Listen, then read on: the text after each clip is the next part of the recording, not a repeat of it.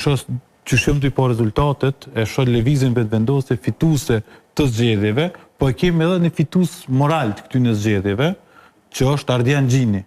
Do të thonë Ardian Gjini që ka ardhur një outsider në këto zgjedhje, që në çdo lloj matematika e forma është po që Aleanca nuk ka me kalu pragun, Aleanca outsider u ardh, po. Jo, ç'është outsider? Outsider u ardh se ka llogarit bash hiç kurkush.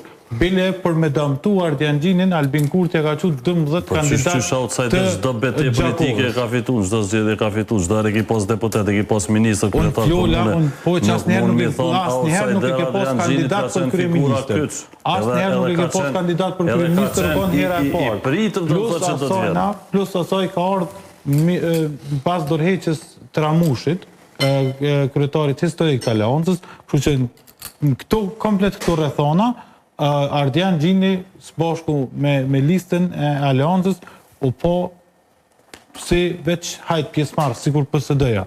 Këta nuk kanë me kalu pragun. Bile edhe në debat plus se kem pas zyren ose shtabin e LDK-s që nuk ju kanë bo pyetje për shkak që kanë thonë që këta nuk kanë me kalu pragun.